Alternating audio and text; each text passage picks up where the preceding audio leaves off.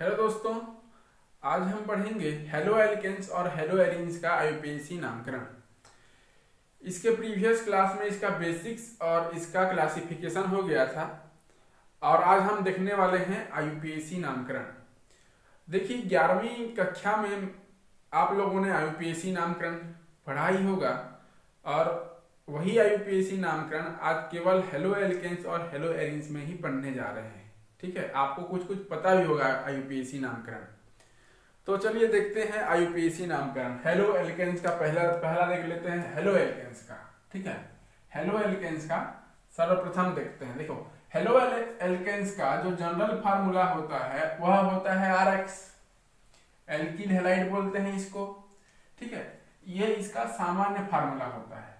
यदि इस सामान्य फार्मूले के अनुसार मैं यदि इसका सामान्य नाम करूं, सामान्य नाम को मैं, ठीक है, सामान्य नाम यदि मैं करता हूं तो सामान्य नाम इसका क्या हो जाएगा, एल्काइल हैलाइड। ठीक है, एल्काइल करते हैं इसको, एल्काइल हैलाइड, ये इसका सामान्य नाम हो जाएगा, एल्काइल हैलाइड, ये इसका सामान्य नाम होगा। ठीक है, और यदि मैं इसका आईयूपीएसी नामकरण करूं तो आईयूपीएसी नामकरण यदि इसका करूं तो हेलो एल्केन्स दिख रहा है यहाँ पर, तो वही यहाँ पे होने वाला है, हेलो एल्केन्स। ये इसका आईयूपीएसी नामकरण है। ठीक है, ये इसका सामान्य फार्मूला है, सामान्य नाम होगा एल्काइल हैलाइड और आईयूपीएसी नामकरण होगा हेलो एल्केन्स। चलो इसका कुछ उदाहरण देख लेते हैं। एग्जाम्पल फर्स्ट एग्जाम्पल मैं लेता हूं CH3Cl, ये फर्स्ट एग्जाम्पल लेता हूं। तो इसके अनुसार सामान्य नाम क्या होगा, एल्काइल। यहाँ पे कौन है, एक कार्बन है, एक कार्बन होगा तो यहाँ पे मीथेन, और मीथेन से यहाँ पे होगा मिथाइल। क्या होगा, मिथाइल। और हैलाइड, हैलाइड की जगह क्या है, क्लोरीन है, तो यहाँ पे हो जाएगा क्लोराइड, मिथाइल क्लोराइड इसका आईयूपीएसी सामान्य नाम होगा। और यदि मैं इसका आईयूपीएसी नामकरण लिखूं, ठीक है, आईयूपैक नाम लिखूं इसका, मैं आईयूपीएसी नामकरण लिखूं तो ये हो जाएगा हेलो मतलब क्लोरो, क्लोरो। और यहाँ पे क्या है, एल्केन, एल्केन के जगह यहाँ पे क्या है, मीथेन, क्लोरोमीथेन, ये इसका आईयूपीएसी नामकरण होगा। चलिए दूसरा उदाहरण देखते हैं। यदि पहला एग्जाम्पल में यदि आपको समझ में नहीं आया तो दूसरा उदाहरण देख लेते हैं। दूसरा उदाहरण में मैं लिखता हूं CH3CH2Cl, ये दूसरा उदाहरण। अब देखिए यहाँ पे दो कार्बन है। यदि मैं इसका सामान्य नाम लिखूं, सामान्य नाम लिखूं तो सामान्य नाम क्या होगा, सामान्य नाम हो जाएगा, दो कार्बन है तो यहाँ पे इथाइल, क्या होगा, इथाइल। और यहाँ पे क्लोरीन है तो यहाँ पे हो जाएगा इथाइल क्लोराइड, इथाइल क्लोराइड। ठीक है, ये इसका सामान्य नाम होगा। यदि ब्रोमीन होगा तो यहाँ पे ब्रोमाइड, आयोडीन होगा तो आयोडाइड, ठीक है, फ्लोरीन होगा तो फ्लोराइड। और यदि मैं इसका आईयूपीएसी नामकरण करूं तो क्या होगा, आईयूपीएसी नामकरण इसका हो जाएगा, आईयूपीएसी नामकरण देखो, यहाँ पे है पहला कार्बन, यहाँ पर है दूसरा कार्बन, तो चाहो तो आप नंबरिंग भी कर सकते हो, ये पहला और ये दो। यदि आप चाहो तो नहीं भी कर सकते। तो यहाँ पे हेलो है तो यहाँ पे क्लोरीन है तो यहाँ पे हो जाएगा क्लोरो, क्लोरीन है तो क्लोरो। और क्या है, ये इथेन है तो क्लोरो इथेन, इसका आईयूपीएसी नामकरण होगा। चाहो तो आप इसको 1-क्लोरो-इथेन भी नाम दे सकते हो, गलत नहीं होगा, 1-क्लोरो-इथेन। यदि आप इसमें नंबरिंग करना चाहते हो तो 1-क्लोरो-इथेन भी आप लिख सकते हो, गलत नहीं होगा। क्लियर है। अब देखिए यहाँ पे ये दो उदाहरण हो गया। अब हम देखते हैं तीसरा उदाहरण। तीसरा उदाहरण में मैं ले लेता हूं 3 कार्बन का, पहला कार्बन, दूसरा कार्बन, तीसरा कार्बन, और यहाँ पे मैं जोड़ देता हूँ क्लोरीन। चलो क्लोरीन हमेशा जोड़ते हैं, आज अभी हम जोड़ देते हैं ब्रोमीन को। यदि मैं यहाँ पे ब्रोमीन जोड़ूं, 3 कार्बन है देखो, तो इसका सामान्य नाम क्या हो जाएगा, 3 कार्बन है तो सामान्य नाम हो जाएगा, 3 कार्बन को क्या बोलते हैं, प्रोपाइल। प्रोपाइल, प्रोपेन है, 3 कार्बन प्रोपेन, प्रोपेन में कौन सा प्रत्यय जुड़ेगा, YL, प्रोपाइल प्रत्यय जुड़ेगा। और यहां पर हो जाएगा, क्योंकि पहले पोजीशन पहले कार्बन पर जुड़ा हुआ है ब्रोमीन, तो इसे हम लोग एन प्रोपाइल बोलेंगे। क्या प्रोपाइल बोलेंगे, एन प्रोपाइल ब्रोमाइड, ये इसका सामान्य नाम होगा। एन प्रोपाइल, नॉर्मल प्रोपाइल बोलते हैं, नॉर्मल प्रोपाइल ब्रोमाइड हो जाएगा ये इसका सामान्य नाम, सामान्य नाम एन प्रोपाइल ब्रोमाइड। और यदि आप इसका आईयूपीएसी नामकरण करना चाहें, तो आईयूपीएसी नामकरण करना चाहें तो इसमें आपको नंबरिंग देना पड़ेगा, 1 2 3, ठीक है। 1 ब्रोमो प्रोपेन होगा, ठीक है, 1 ब्रोमो प्रोपेन। आप नंबर नहीं दोगे तो भी चल जाएगा यहाँ पर। यदि आप नंबरिंग नहीं भी करना चाहते तो भी कोई टेंशन वाली बात नहीं है, ठीक है। ब्रोमो प्रोपेन इसका नाम हो जाएगा। चाहो तो आप नंबरिंग करोगे तो 1 ब्रोमो प्रोपेन आप नाम दे सकते हैं, ठीक है। ये तो हुआ, देखो यहाँ पे एन प्रोपाइल लिखा हूं मैं। जब पहले पोजीशन पे ब्रोमीन जुड़ रहा है तो यहाँ पे मैंने दिया प्रोपाइल, एन प्रोपाइल मतलब नॉर्मल प्रोपाइल नाम दे दिया, नॉर्मल प्रोपेन होता है। अब देखिए मैं यहाँ पे दूसरे पोजीशन पे लेके जाता हूं उसी उदाहरण को। चौथा एग्जांपल देख लो, कार्बन कार्बन कार्बन, ये 3 कार्बन का चेन है। यदि मैं ब्रोमीन को यहां जोड़ दूं तो क्या होगा, यहां जोड़ दूं तो ये हो जाता है आइसो, आइसो वर्ड यूज होता है। पहले पोजीशन पे यदि समूह जुड़ा हो तो वहां पे एन प्रोपाइल और एन नाम देते हैं, नॉर्मल नाम देते हैं। और यदि दूसरे पोजीशन पे जुड़ा हुआ हो तो इसे आइसो नाम देते हैं। तो इसका जो सामान्य नाम होगा, सामान्य नाम होगा इसका सामान्य नाम हो जाएगा आइसो, वर्ड यूज होगा आइसो, बहुत ही सरल है, आइसो प्रोपाइल, आइसो प्रोपाइल। और यहां पे हो जाएगा ब्रोमाइड, आइसोप्रोपाइल ब्रोमाइड। और यदि मैं इसका आईयूपीएसी नाम करूं, आईयूपीएसी नामकरण करूं तो इसका नाम क्या हो जाएगा, ये देखो पहला, ये हो गया दूसरा और ये हो गया तीसरा पोजीशन। तो दूसरे पोजीशन पे ब्रोमो है तो 2 bromo propane, 2 bromo methane ethane propane. 3 carbon को क्या बोलते हैं, प्रोपेन बोलते हैं। 2 ब्रोमो प्रोपेन इसका आईयूपीएसी नामकरण हो जाएगा। यहां पे भी समझ में नहीं आया तो चलो देखते हैं 5वां उदाहरण। 5वां उदाहरण में मैं लेता हूं, देखो ये 3 कार्बन का था, मैं 4 कार्बन का भी ले सकता हूं। यदि 4 कार्बन ले लूं, 1 2 3 और 4 कार्बन, 4 कार्बन पे मैं यदि यहाँ पे जोड़ देता हूं, चलो क्लोरीन जोड़ देता हूं, ठीक है। चौथे कार्बन पे यदि क्लोरीन जोड़ देता हूं यहां पर, क्योंकि ये इधर से यदि काउंटिंग करूं तो पहले पोजीशन पे है, क्योंकि यहाँ पे क्लोरीन पहले पोजीशन पे है इसीलिए हम लोग एन नाम देंगे। 4 कार्बन हो तो ब्यूटेन बोलते हैं, एन ब्यूटेन, ठीक है, एन ब्यूटेन। यहाँ एन प्रोपेन है तो यहाँ एन ब्यूटेन होगा। लेकिन यहाँ पे देखो YL प्रत्यय जुड़ा हुआ है, ठीक है, YL प्रत्यय जुड़ा हुआ है, इसीलिए यहाँ पे क्या बोलेंगे, एन ब्यूटाइल बोलेंगे। क्या बोलेंगे, N butyl chloro, N butyl. Chlorine है तो क्लोराइड, क्लोरीन है तो क्या, क्लोरीन है तो क्लोराइड, एन ब्यूटाइल क्लोराइड इसका नाम हो जाएगा। अब देखिए ये तो है सामान्य नाम, ये कौन सा नाम है, सामान्य नाम है। यदि मैं इसका आईयूपीएसी नामकरण करूं तो क्या होगा, 1 क्लोरो ब्यूटेन, या आप चाहो तो क्लोरो ब्यूटेन भी लिख सकते हो, क्लोरो ब्यूटेन इसका नाम हो जाएगा।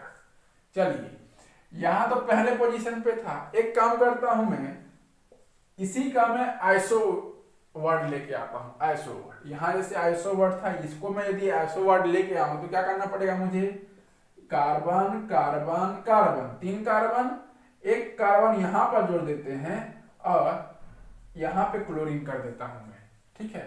1 कार्बन यहां पर जोड़ दिया तो देखो यहाँ पे ये पहला पोजीशन, दूसरा और ये हो गया तीसरा, ये है आपका। अब देखिए क्लोरीन पहले पोजीशन पे है, दूसरे पोजीशन पे मिथाइल ग्रुप है। हाइड्रोजन को बैलेंस कर सकते हो आप, यहाँ पे भी हाइड्रोजन बैलेंस कर सकते हो। कार्बन कितना बंद बनाता है, 4 ही तो बंद बनाता है। तो यहाँ ये हाइड्रोजन को बैलेंस करना चाहो तो यहाँ पे हो जाएगा CH3, यहाँ पर होगा H2 और यहाँ पर भी होगा H2 और यहाँ पर भी CH2 होता है। सिमिलरली यदि यहाँ पे भी आप हाइड्रोजन बैलेंस करना चाहो, कार्बन की संयोजकता को बैलेंस करना चाहो तो हाइड्रोजन से आप बैलेंस कर सकते हैं। यहाँ पर होगा CH3, यहाँ पर होगा CH3, यहाँ पर होगा CH2 और यहाँ पर भी होगा CH2 होगा। ठीक है, अब देखिए इसका यदि मैं सामान्य नामकरण करूं इसका तो ये हो जाएगा आइसो, 4 कार्बन है इसलिए ब्यूटाइल, आइसो ब्यूटाइल और क्लोराइड, आइसो ब्यूटाइल क्लोराइड होगा इसका नाम, और आइसो ब्यूटाइल क्लोराइड। और इसका यदि मैं IUPAC नामकरण करूं, IUPAC नामकरण करने पर देखो यहाँ पे आपको कंफ्यूजन होता होगा। क्या कंफ्यूजन होगा, मैं यहाँ पे IUPAC नामकरण में 2 नाम लिखता हूं। ठीक है, यह है इसका सामान्य नाम, यह है इसका सामान्य नाम। यदि मैं इसका IUPAC नामकरण करूं तो आपको कंफ्यूजन होगा। मैं 2 नाम लिखता हूं, चलो IUPAC में। कुछ बच्चे सोचते होंगे कि इसका IUPAC नाम होगा 2-मिथाइल, दूसरे पोजीशन में मिथिल ग्रुप है, दूसरे पोजीशन में मिथाइल ग्रुप है, 2-मिथाइल। पहले पोजीशन में क्लोरीन है इसलिए 1-क्लोरो और 3 कार्बन है इसीलिए यहाँ पे प्रोपेन, 1-क्लोरो-प्रोपेन, ये इसका नामकरण होगा। और कुछ लोग सोचते होंगे, क्या सोचते होंगे, 1-क्लोरो, ठीक है, पहले पोजीशन पे क्लोरो, दूसरे पोजीशन में 2-मिथाइल, दूसरे पोजीशन पे है मिथाइल, 2-मिथाइल और फिर यहाँ पे मैंने लिखा प्रोपेन, फिर मैंने यहाँ पे लिखा प्रोपेन। अब बताओ दोनों में से कौन सा नाम सही होगा। IUPAC नामकरण में मैंने यहाँ 2 नाम लिखे हैं। ठीक है, कुछ बच्चे सोचते होंगे 2-मिथाइल 1-क्लोरो-प्रोपेन सोचते होंगे और कुछ लोग सोचते होंगे 1-क्लोरो 2-मिथाइल प्रोपेन सोचते होंगे। तो बताइए इन दोनों में से कौन सा नाम सही है। तो मैं आपको बता दूं, यहाँ पर मैंने लिखा है हेलो वर्ड पहले आएगा, तो यहाँ पे देखो दोनों में से कहाँ हेलो वर्ड पहले आ रहा है, हेलोजन कहाँ पहले आ रहा है, हेलोजन आ रहा है पहले यहाँ पर, इसलिए हेलोजन यहाँ पर पहले आने के कारण इसका IUPAC नामकरण, उचित IUPAC नामकरण, करेक्ट IUPAC नामकरण 1-क्लोरो 2-मिथाइल प्रोपेन होगा। क्लियर है। अब देखना, ये तो हो गया हेलो एल्केन का IUPAC नामकरण। ठीक है, हेलो एल्केन का IUPAC नामकरण, ये सारे कॉन्सेप्ट आपको क्लियर होने चाहिए। ठीक है, अब यदि मैं बात करूं हेलो एरीन की IUPAC नामकरण का, तो यहाँ पे देखो हेलो एरीन तो यहाँ पे IUPAC नामकरण होगा, IUPAC नामकरण इसका हेलो एरीन ही होगा।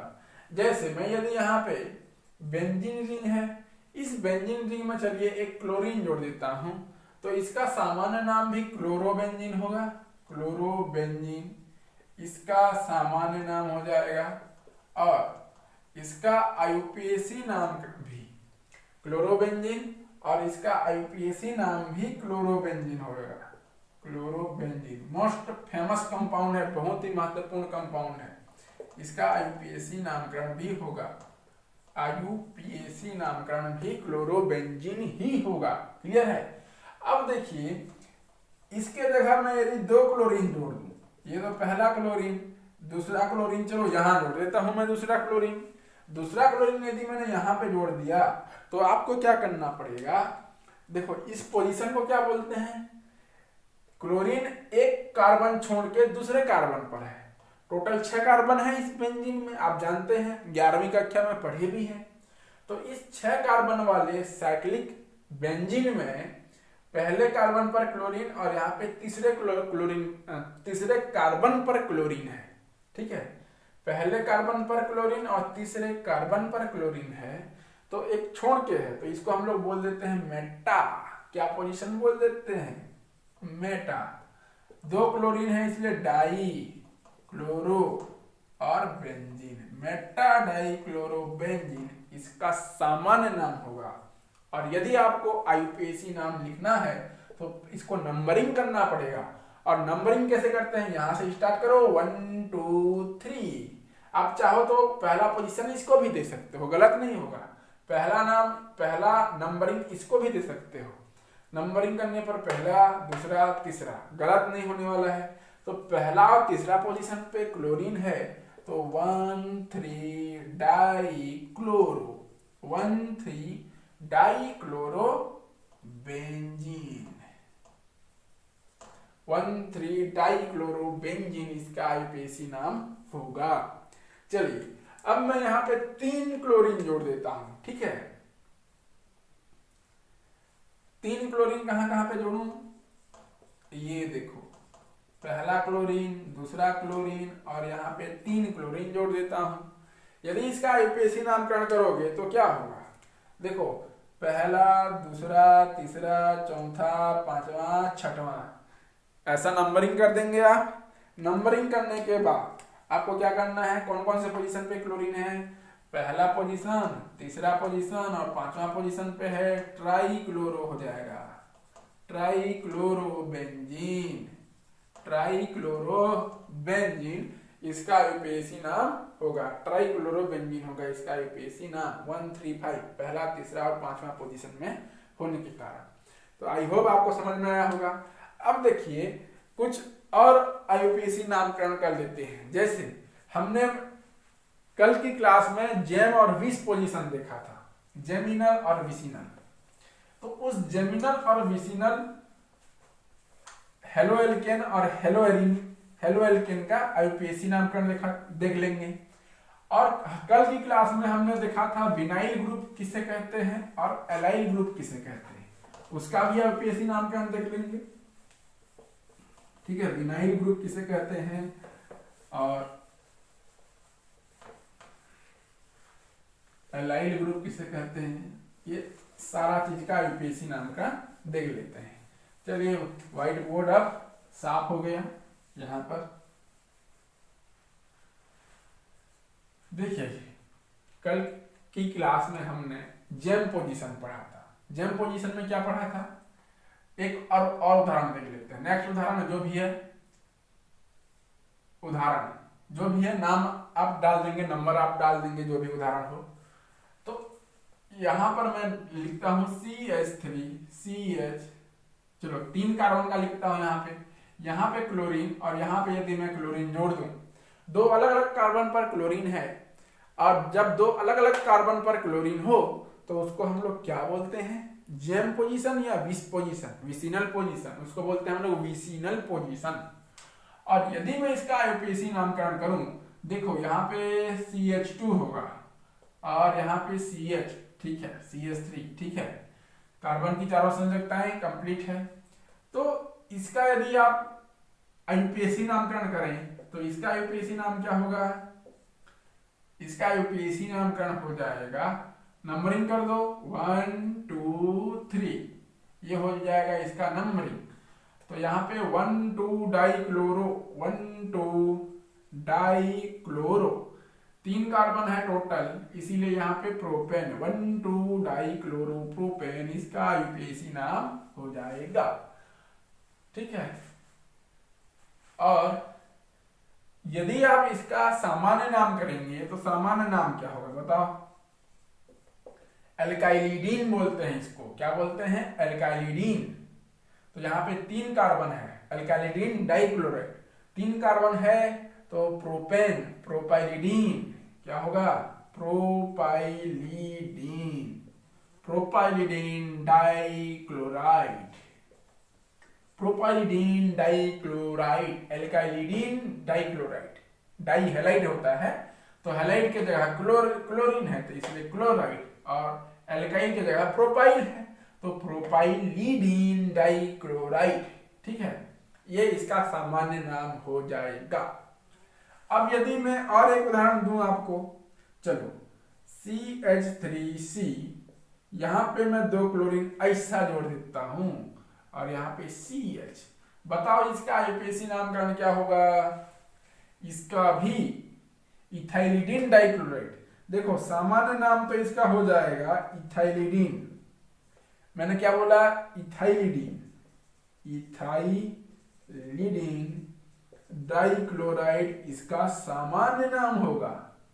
और यदि मैं इसका आईयूपीएसी नामकरण करूं तो ये हो जाएगा, देखो 1 और 2 position, 1,1 dichloro ethane, 1,1 dichloro ethane, 1,1 dichloro ethane इसका आईयूपीएसी नामकरण होगा, 1,1 डाइक्लोरो इथेन।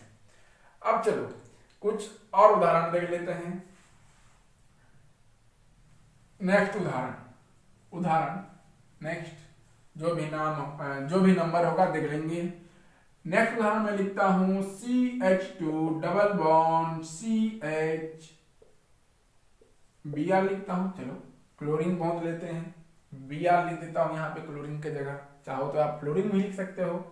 मैंने कल बोला था ये विनाइल ग्रुप होता है, vinyl group CH2 double bond CH कौन सा ग्रुप, विनाइल ग्रुप, तो इसका सामान्य नाम क्या होगा, विनाइल ब्रोमाइड।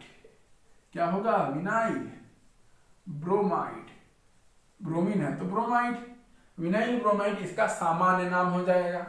और यदि मैं इसका आईयूपीएसी नामकरण करूं तो क्या होगा, बताओ। आईयूपीएसी नामकरण देखो, डबल बॉन्ड को पहले प्राथमिकता मिलती है, क्रियात्मक समूह की जब बात करें तो डबल बॉन्ड को पहले प्राथमिकता मिलती है। तो ये ब्रोमीन वैसे क्रियात्मक समूह में भी नहीं आता, तो ये पहला और ये दूसरा, ठीक है। पहला नंबरिंग इसको दोगे और दूसरा इस कार्बन को दोगे। तो पहले कार्बन पर ब्रोमीन है तो 1 ब्रोमो और 1 ब्रोमो, 2 कार्बन है तो इथ, 2 कार्बन हो तो इथ, मेथ एथ प्रोप पढ़े हो 11वीं में, इथ। और यहां पे देखो डबल बॉन्ड है, डबल बॉन्ड की जगह इन जोड़ते हैं, इन, तो इथेन ना होके क्या होगा, इथेन ना होके इन होगा। पहले पोजीशन पे है, आप नाम दोगे, नंबरिंग करोगे तो भी चलेगा, नहीं करोगे भी तो चलेगा। देखो 1 ब्रोमो इथिन लिखा, 1 ब्रोमो इथ, 1 इन भी लिख देता हूं मैं। चलो ऐसा भी लिखोगे तो चलेगा, और इथ 1 इन भी लिखोगे तो भी चलेगा, क्योंकि पहले पोजीशन पे डबल बॉन्ड है। पहले पोजीशन पे यदि डबल बॉन्ड है तो 1 इन भी लिखने से भी चलेगा और नंबरिंग नहीं करने से भी चलेगा। दोनों नाम सही है, इथिन भी सही है, इथ 1 इन भी सही है, कोई नहीं काट सकता आपके नंबर को। अब देखते हैं चौथा, नेक्स्ट नाम जो भी हो। एक विनाइल के बाद एक देखे थे एलाइल ग्रुप, देखे थे एलाइल ग्रुप किसको बोलते थे, CH2 डबल बॉन्ड CH और इधर होगा CH2 और Br, इसको हम लोग बोलते थे एलाइल ग्रुप। इस पूरे को हम लोग बोलते थे एलाइल ग्रुप। इसका सामान्य नाम क्या होगा, एलाइल ब्रोमाइड, एलाइल ब्रोमाइड बोलते हैं इसका सामान्य नाम। और यदि आप इसका आईयूपीएसी नामकरण करना चाहो तो, यदि आप इसका आईयूपीएसी नामकरण करना चाहो तो हो जाएगा, आईयूपीएसी नामकरण इसका होगा, क्या होगा आईयूपीएसी नाम, देखो डबल बॉन्ड को पहली प्राथमिकता, एक क्रियात्मक समूह में नहीं आता, फ्लोरो क्लोरो ब्रोमो ये सब क्रियात्मक समूह में नहीं आता, ठीक है। तो पहला पोजीशन जाएगा इसको, दूसरा इसको, तीसरा इसको, 3 ब्रोमो होगा। तीसरे पोजीशन पे ब्रोमीन है तो 3 ब्रोमो होगा। और 3 ब्रोमो, 3 कार्बन है तो प्रोप, और पहले पोजीशन पे इन ग्रुप है, डबल बॉन्ड है, इसलिए प्रोप 1 इन, ठीक है, प्रोपीन। 3 ब्रोमो प्रोप 1 इन इसका आईयूपीएसी नामकरण होगा। आप चाहो तो स्क्रीनशॉट भी आप ले सकते हैं, ठीक है, स्क्रीनशॉट भी आप ले सकते हैं। हेलो एल्केन्स और हेलो एरिन्स के आईयूपीएसी नामकरण यहाँ पे कंप्लीट होता है। आप चाहो तो स्क्रीनशॉट लेना चाहो तो स्क्रीनशॉट ले सकते हैं। अब देखिए हेलो एल्केन्स और हेलो एरिन्स के आईयूपीएसी नामकरण के बाद मैं आपको पढ़ाऊंगा, आपको पढ़ाऊंगा कार्बन हैलोजन की बंद प्रकृति। तो नेक्स्ट जो आप लोग हेडिंग डालेंगे वो आप डालेंगे कार्बन हैलोजन की बंद प्रकृति, कि इनका जो बॉन्डिंग नेचर है वो किस प्रकार से है, उसको हम लोग अभी पढ़ने वाले हैं। कार्बन हैलोजन की बंद प्रकृति, आप लोग हेडिंग डालिए कार्बन हैलोजन की बंद प्रकृति। ठीक है, ये मिट गया। अब आप हेडिंग डालिए कार्बन हैलोजन की बंद प्रकृति, बंद प्रकृति, bonding nature of alkyl halide, ये आप हेडिंग डालेंगे। अब देखिए, आप लोग तो जानते हैं इसका जो सामान्य फार्मूला होता है वो RX होता है। R मतलब कोई भी हाइड्रोकार्बन वाला ग्रुप होता है, जैसे मिथाइल, इथाइल, प्रोपाइल, ब्यूटाइल, अभी हमने देखा। तो यहाँ पे तो कार्बन फिक्स है, ठीक है, कार्बन ही रहेगा इस R की जगह, ठीक है, चाहे वो मिथाइल हो, चाहे इथाइल हो, चाहे प्रोपाइल हो, कार्बन तो होने वाला है। लेकिन यहाँ पे हेलोजन तो चेंज हो सकता है, X क्या हो सकता है, फ्लोरीन हो सकता है, क्लोरीन हो सकता है, ब्रोमीन हो सकता है, या आयोडीन भी हो सकता है, बिल्कुल हो सकता है। तो मैं एक काम करता हूं, क्या क्या संभावना है X की ये सब लिख देता हूं। कार्बन आयोडीन हो सकता है, कार्बन के साथ आयोडीन भी जुड़ सकता है, कार्बन के साथ ब्रोमीन भी जुड़ सकता है, कार्बन के साथ क्लोरीन भी जुड़ सकता है, और कार्बन के साथ फ्लोरीन भी जुड़ सकता है। जुड़ सकता है कि नहीं, बिल्कुल जुड़ सकता है। X की जगह कुछ भी हो सकता है, और कार्बन तो फिक्स है अपनी जगह, R ग्रुप है, मतलब हाइड्रोकार्बन वाला ग्रुप है, और हाइड्रोकार्बन में जानते हो आप कार्बन कार्बन रहता है। अब देखिए, यदि मैं इसका बंद लंबाई निकालूं तो बंद लंबाई का क्रम क्या होगा, बंद लंबाई का क्रम आपको ये बताना है। ठीक है, कार्बन अपने जगह पे फिक्स है, बदल रहा है तो केवल हैलोजन ग्रुप, एक में आयोडीन है, एक में ब्रोमीन है, एक में क्लोरीन है, और एक में फ्लोरीन है। और यदि आपको मैं पूछ लूं कि बंद लंबाई का क्रम क्या होगा, तो आपका उत्तर क्या होगा। देखिए, सोचने वाली बात है।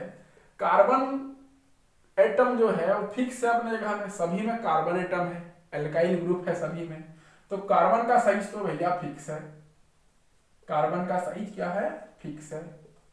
अब जहां पे भी जाओ कार्बन का साइज फिक्स मिलेगा।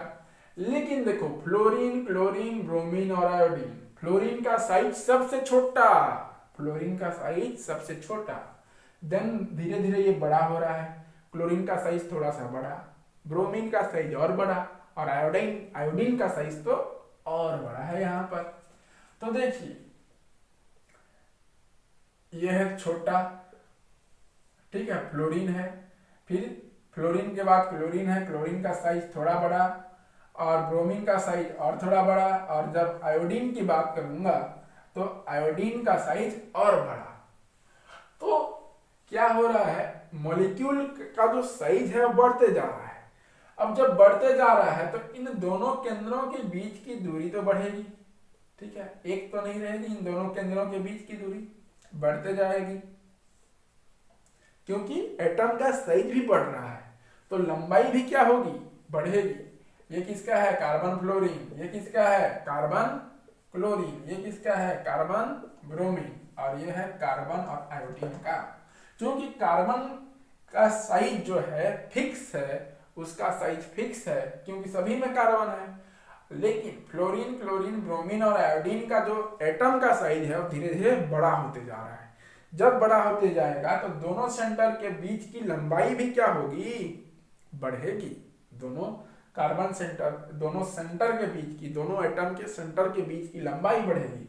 अब जब लंबाई बढ़ेगी तो बंद लंबाई का क्रम क्या होगा, आयोडीन का साइज बड़ा है, इसीलिए कार्बन आयोडीन की बंद लंबाई सबसे अधिक, देन कार्बन ब्रोमीन की बंद लंबाई सबसे अधिक, और देन कार्बन क्लोरीन की, और सबसे जो छोटा बंद लंबाई है वो होगा कार्बन फ्लोरीन का।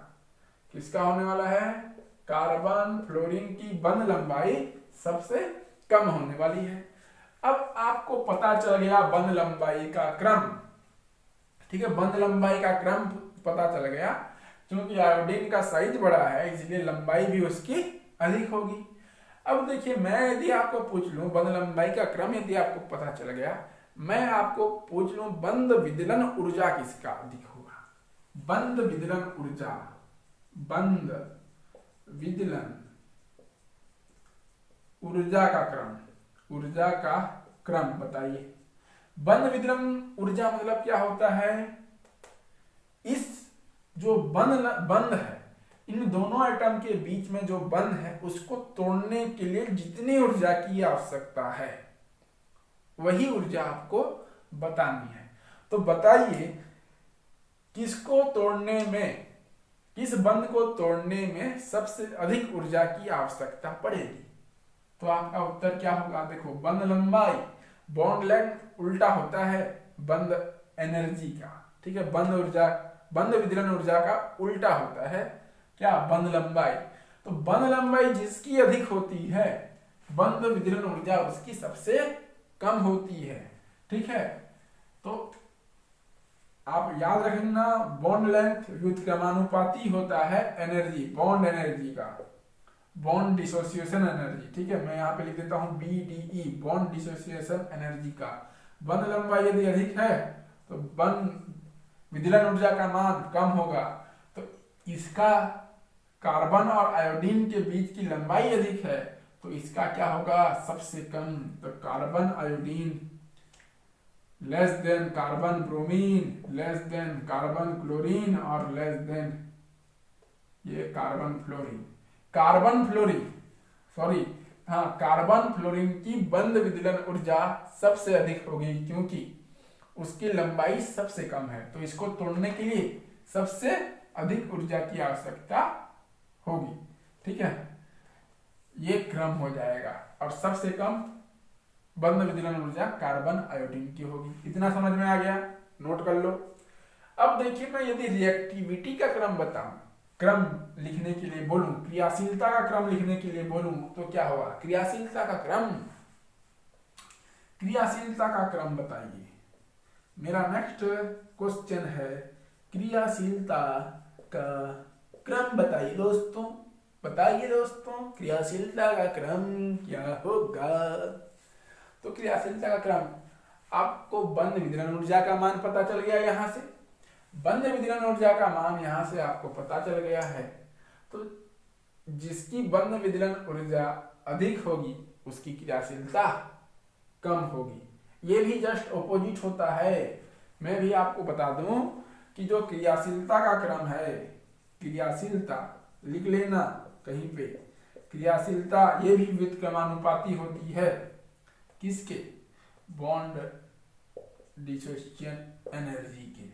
यदि क्रियाशीलता जहां पे अधिक होगी बॉन्ड डिसोसिएशन एनर्जी का मान कम होगा, और बॉन्ड डिसोसिएशन एनर्जी का मान जहां पे अधिक होगा क्रियाशीलता उसकी कम होगी। दोनों एक दूसरे के ऑपोजिट होते हैं। तो सबसे अधिक क्रियाशीलता होगी कार्बन आयोडीन की, देन कार्बन ब्रोमीन की, देन कार्बन क्लोरीन की और देन कार्बन फ्लोरीन की। तो सबसे अधिक क्रियाशील कौन होगा, कार्बन आयोडीन बंध, ठीक है। एल्काइल आयोडाइड सबसे अधिक क्रियाशील होगा, ठीक है। अब यहाँ पे एक इंपॉर्टेंट चीज है, यहाँ पर इतना चीज तो आपको समझ में आ गया, बंध लंबाई का क्रम समझ में आ गया, बंध विदलन ऊर्जा का क्रम भी आपको समझ में आ गया और क्रियाशीलता का क्रम भी आपको समझ में आ गया, ठीक है। अब यदि मैं यहां पर कार्बोकेटायन की कार्बोकेटायन में डायपोल मोमेंट की बात करूं, किसकी बात करूं, डायपोल द्विध्रुव आघूर्ण की बात करूं तो क्या होगा, द्विध्रुव आघूर्ण का क्रम क्या होगा, आघूर्ण का क्रम, द्विध्रुव आघूर्ण का क्रम क्या होगा बताइए। मेरा क्वेश्चन यही है, द्विध्रुव आघूर्ण डायपोल मूवमेंट का क्रम क्या होगा इन चारों में। अब ये वाला समझ में आ गया, ये वाला कॉन्सेप्ट, तो इसको मैं मिटा देता हूं, ठीक है। आपको जबरदस्ती कंफ्यूजन होता होगा तो इसको मैंने मिटा दिया। अब इसमें से द्विध्रुव आघूर्ण का क्रम बताइए। तो द्विध्रुव आघूर्ण आपने 11वीं कक्षा में पढ़ा है। क्या होता है द्विध्रुव आघूर्ण? Dipole moment mu equal to Q into D. ठीक है, क्यू आवेश होता है और डी दूरी होता है। फिजिक्स में भी आप पढ़ते हो, डी मतलब डिस्टेंस, क्यू मतलब आवेश। मतलब ये कार्बन है और इधर हेलोजन है, हेलोजन अधिक इलेक्ट्रोनेगेटिविटी है, तो इसमें माइनस चार्ज आएगा और कार्बन पे कौन सा चार्ज आएगा? प्लस चार्ज आएगा। कार्बन पे प्लस चार्ज और हेलोजन पे माइनस चार्ज आएगा। तो इन दोनों का आवेश और डिस्टेंस दोनों का गुणनफल उसका डायपोल मोमेंट होता है। अब बताइए आवेश किसमें अधिक होगा? आवेश इसमें अधिक होगा, इसमें अधिक होगा, इसमें अधिक होगा या इसमें अधिक होगा? फ्लोरीन अधिक इलेक्ट्रोनेगेटिविटी है, विद्युत ऋणात्मकता सबसे अधिक किसकी है? फ्लोरीन की है। तो कायदे से कार्बन फ्लोरीन की द्विध्रुव आघूर्ण का जो क्रम होगा वो क्या होगा? कार्बन फ्लोरीन का होगा, ग्रेटर देन क्या होगा? कार्बन क्लोरीन का होगा, ग्रेटर देन ये कार्बन ब्रोमीन का होगा और फिर आएगा कार्बन आयोडीन। ये होगा क्रम। लेकिन मैं आपको बता दूं ये सही क्रम नहीं है। ये जो क्रम है वो बिल्कुल गलत है। अब ऐसा क्यों हुआ? ये क्रम क्यों गलत हुआ? क्रम इसीलिए गलत हुआ क्योंकि यहाँ पे आवेश डोमिनेंट नहीं होता। मैं यहाँ पे लिख दे रहा हूं, आवेश प्रभावी नहीं होता। क्लियर है? आवेश प्रभावी नहीं होता। तो आवेश प्रभावी नहीं होता तो कौन प्रभावी होता है? लंबाई प्रभावी होता है। इसीलिए इसका जो सही क्रम है, इसका मैं यहाँ पे सही क्रम लिख रहा हूं। ठीक है, सही क्रम क्या होगा? Carbon chlorine, then carbon fluorine और देन कार्बन ब्रोमीन और देन कार्बन आयोडीन का जो क्रम है इस तरह से होगा। तो द्विध्रुव आघूर्ण का जो क्रम है, डायपोल मोमेंट का जो क्रम है वो ये होगा। ये जो है सही ऑर्डर है, राइट ऑर्डर। ठीक है, सही क्रम है यह। ठीक है, ये वाला क्रम नहीं है क्योंकि यदि आवेश के हिसाब से देखा जाए, आवेश के हिसाब से देखा जाए तो ये वाला क्रम सही है क्योंकि फ्लोरीन अत्यधिक विद्युत ऋणी है। परंतु ऐसा एक्सपेरिमेंटली देखा गया है, प्रायोगिक रूप से देखा गया है कि आवेश प्रभावी ना होकर लंबाई प्रभावी होता है, जिसके कारण ये क्रम बदल जाता है। कार्बन क्लोरीन का द्विध्रुव आघूर्ण डायपोल मोमेंट अधिक होता है कार्बन फ्लोरीन से, देन इसका अधिक होता है कार्बन ब्रोमीन से और इसका अधिक होता है कार्बन आयोडीन से। तो कार्बन आयोडीन का जो द्विध्रुव आघूर्ण का क्रम है वो सबसे कम होता है। आप चाहो तो इसे स्क्रीनशॉट भी ले सकते हो। क्लियर है? कार्बन हेलोजन बंध की प्रकृति हो गई। अब हम देखते हैं physical properties of haloalkanes and हेलोएरिन्स। इसके भौतिक गुण देख लेते हैं। तो सबसे पहला जो भौतिक गुण होता है वह होता है अवस्था। ठीक है, जब अवस्था की मैं बात करूं तो जो निम्न हेलोएल्केन है, निम्नतर हेलोएल्केन गैस होते हैं। निम्नतर हेलोएल्केन जनरली गैस होते हैं, जबकि इसके उच्चतर सदस्य ये होते हैं लिक्विड, या तो होते हैं लिक्विड या होते हैं सॉलिड या ठोस होते हैं, या लिक्विड होते हैं या सॉलिड होते हैं। ठीक है, द्रव और ठोस होते हैं। और जब मैं हेलोएरिन की बात करूं तो यह भी होता है लिक्विड और सॉलिड। ठीक है, ठोस और द्रव स्थिति में ये पाए जाते हैं। दूसरी इसकी बात करूं तो यह होता है अवस्था। एक आता है रंग। जब रंग की बात करूं तो ये सारे के सारे सभी क्या होते हैं? कलरलेस होते हैं, रंगहीन होते हैं। सारे के सारे रंगहीन होते हैं। परंतु एक होता है ब्रोमीन और एक होता है आयोडीन। ब्रोमीन और आयोडीन ये लाइट, प्रकाश की उपस्थिति में कलर देते हैं। प्रकाश की उपस्थिति में कलर देते हैं। अब ब्रोमीन का कलर आप लोग जानते हो येलोइश होता है, येलो कलर का होता है। और ये आयोडीन ये जो है पर्पल कलर का में पाया जाता है, पर्पल कलर में पाया जाता है, बैंगनी कलर में पाया जाता है। जब ये तो हो गया आयोडीन हो गया, रंग हो गया, अवस्था हो गया। अब गंध की बात कर लेते हैं। अब ये जो है गंध मधुर गंध देते हैं, ठीक है, इनकी गंध होती है मधुर। हेलो एल्केन्स और हेलो एरिन्स ये सारे के सारे मधुर गंध वाले होते हैं। अब इनकी विलेयता की बात कर लेता हूं मैं। विलेयता, ये जो विलेयता है पानी में कम विलेय होते हैं, पानी में अल्प विलेय होते हैं, पानी में अल्प विलेय होते हैं। ये हो गया विलेयता की बात। और एक चीज बच गया क्वथनांक। क्वथनांक, ठीक है, हेलो एल्केन्स और हेलो एरिन्स का क्वथनांक ये generally van der Waals force पर डिपेंड करते हैं। Van der Waals force, WWF लिख रहा हूं, ठीक है, WWF, van der Waals force. इनका यदि वैन डर वाल्स फोर्स अधिक होगा तो इनका बॉइलिंग पॉइंट भी अधिक होगा, बॉइलिंग पॉइंट भी अधिक होगा। लेकिन जनरली मैं जब विभिन्न प्रकार के हेलोजन की बात करूं, कौन कौन से halogen, carbon iodine, carbon bromine, carbon chlorine और कार्बन फ्लोरीन, इन हेलोजन की मैं बात करूं तो सबसे अधिक जो क्वथनांक होता है इसका होता है, इसका देन इसका, ये क्वथनांक का क्रम है। मतलब आप जानना कि जिसका मास अधिक है, जिसका द्रव्यमान अधिक है, मास अधिक, द्रव्यमान अधिक, भार अधिक, तो उसका बॉइलिंग पॉइंट या क्वथनांक भी अधिक होगा। बॉइलिंग पॉइंट भी अधिक होगा, क्वथनांक भी अधिक होगा। जिसका द्रव्यमान अधिक उसका क्वथनांक भी अधिक होगा। देखो आयोडीन का द्रव्यमान ऑलरेडी अधिक है तो इसका क्वथनांक भी यहाँ पर क्या होगा, सबसे अधिक होगा, ठीक है। तो यहाँ पे इसके भौतिक गुण भी यहाँ पर संपन्न होता है।